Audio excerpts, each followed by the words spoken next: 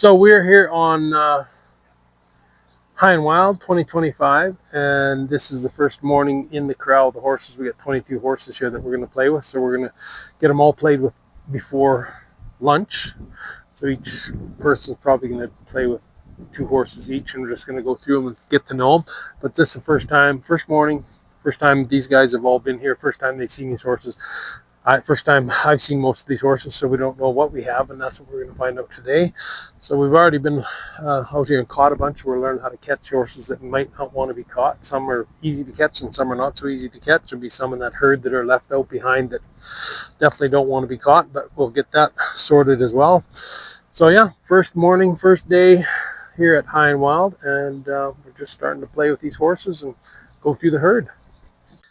So we're just going to walk through. Here's a bunch of the horses that are harder to catch. There's a bunch over there that are harder to catch.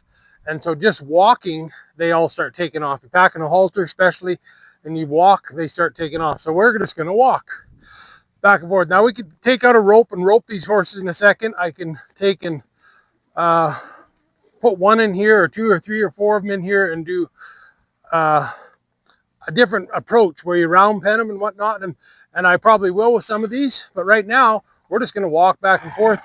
They're all stirred up just because we're walking. And we're just going to keep walking, and they can keep running around if they want.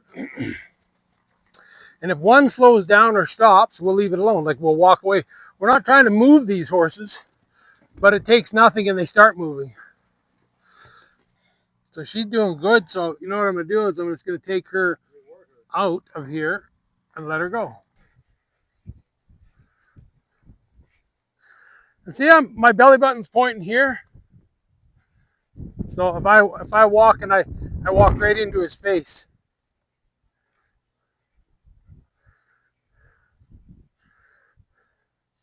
He did a good job of hanging in there, but he was having a tough time of it.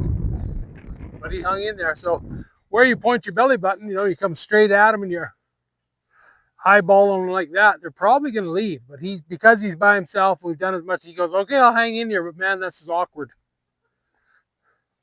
So I could step off over here maybe a little bit and come in less.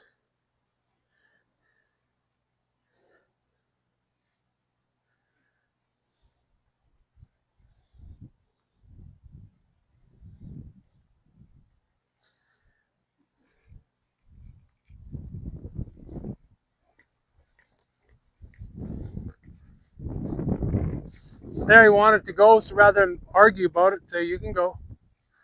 You're the only one in here.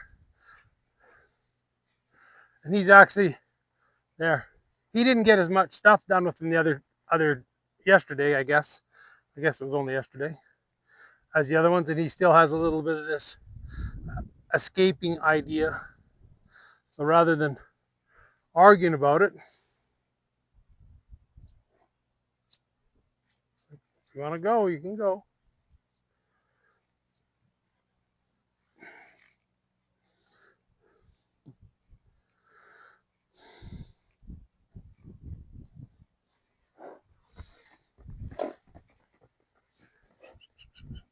So he's not quite ready to catch.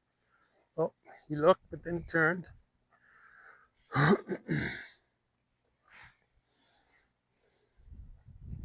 Silver.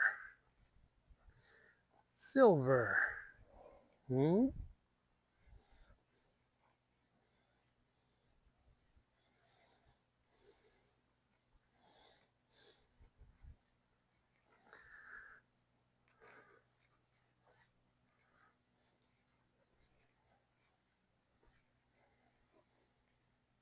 Attaboy.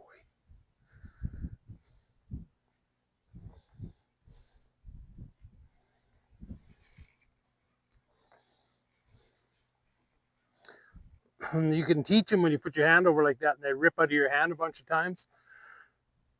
You'll teach them to do that. That'll be their signal. You get your hand over there and touch them, and they rip out of your hand. And you actually can teach them to do that. So you got to be careful that.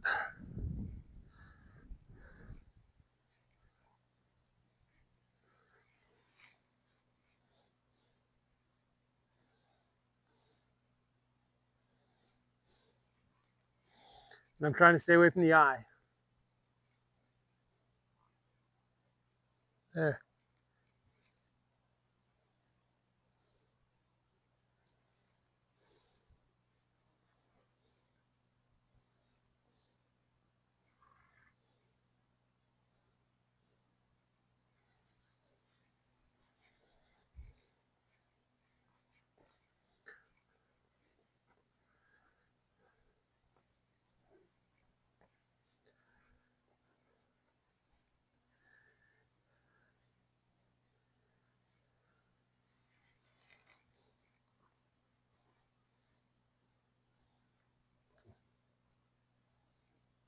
I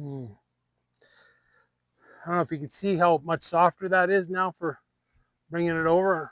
How much sooner he brought his head over. You can't tell how much pressure I'm putting on over there, but it was way less. But you should be able to just, if you're watching, you can see how much quicker he was to give me his nose.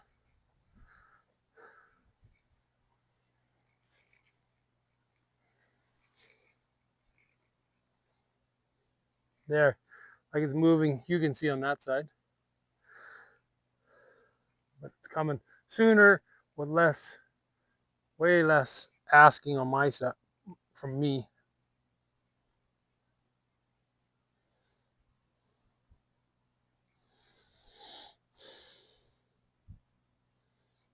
Good boy.